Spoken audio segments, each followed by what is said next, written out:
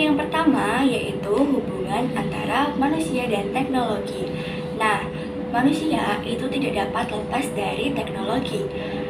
Teknologi termasuk ke dalam 7 unsur kebudayaan. Menurut Paul, teknologi adalah ilmu terapan yang dikembangkan lebih lanjut, yang memiliki perangkat lunak dan perangkat keras.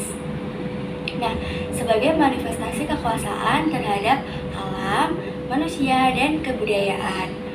Pada hakikatnya, teknologi juga memiliki 7 unsur, yaitu alat produksi, senjata, wadah, makanan dan minuman, pakaian dan perhiasan, terus tempat tinggal dan perumahan, dan juga alat-alat transportasi.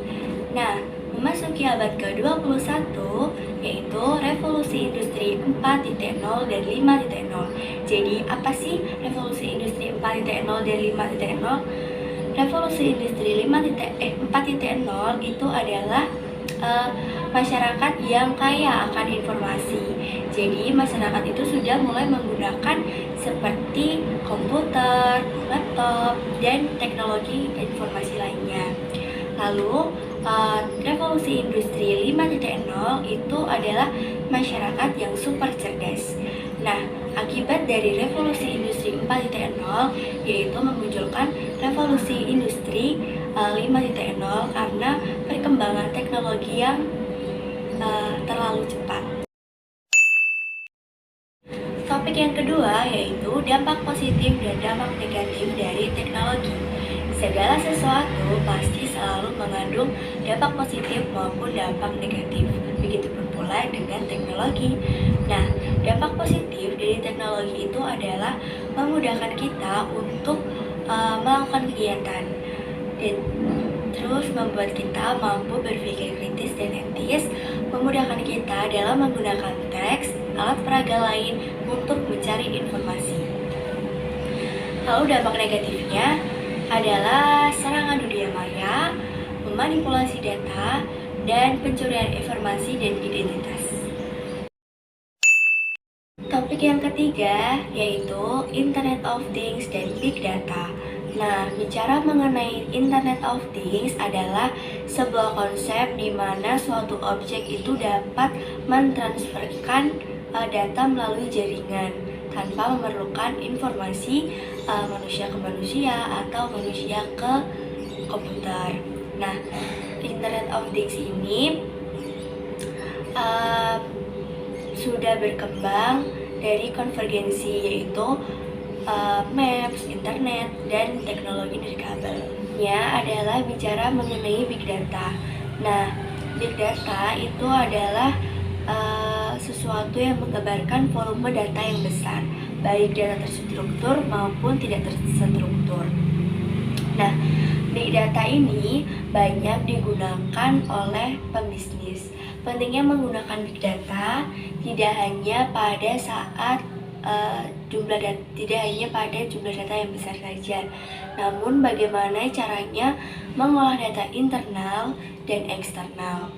Kita dapat mengambil informasi sebanyak-banyaknya untuk menganalisis dan menemukan jawabannya, seperti perencanaan waktu, perencanaan biaya, gitu.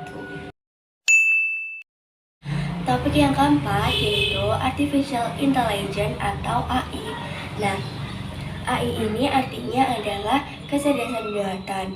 AI merupakan mesin yang belajar dari pengalaman dan AI ini bekerja seperti manusia gitu. Tujuan AI sendiri adalah membuat mesin lebih pintar, lebih cerdas, dan lebih bermanfaat. Konsep AI adalah sistem yang bekerja seperti manusia, sistem yang bekerja rasional, sistem yang bertindak seperti manusia, dan sistem yang bertindak rasional. Topik yang kelima yaitu e-komersial dan pemanfaatannya. Jadi, apa sih e-komersial itu? E-komersial itu adalah transaksi komersial yang tersedia secara digital atau dilakukan secara online. Nah, pemanfaatannya itu adalah untuk bisnis online, mempermudah komunikasi antara konsumen dan produsen, terus untuk mempermudah pemasaran dan mempermudah proses penjualan. Nah, tentunya e-commerce itu juga memiliki kelebihan dan kekurangan. Kelebihannya adalah produknya itu bervariasi, efisien biaya, dan bisa belanja kapan saja. Namun kelemahannya itu banyak sekali penipuan dan produk tuh tidak sesuai dengan gambarnya gitu. Topik yang keenam adalah etika dan dunia cyber. Nah, dalam teknologi tentunya kita harus memperhatikan etika. Hal-hal apa saja yang perlu diperhatikan, yaitu menghargai orang lain, menghindari konten bajakan, menghindari plagiasi, serta berpikir kritis. Tantangannya dalam dunia cyber itu adalah tersebarnya berita hoax. Untuk itu, kita sebagai pengguna teknologi harus memilih dan mencari informasi kembali atau lebih jauh lagi agar tidak mudah percaya dengan adanya berita-berita hoax.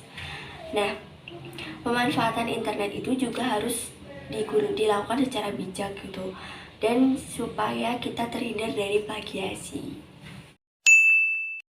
Yang ketujuh adalah Undang-Undang ITE. Apa sih ITE itu? Jadi, ITE itu adalah informasi dan transaksi elektronik.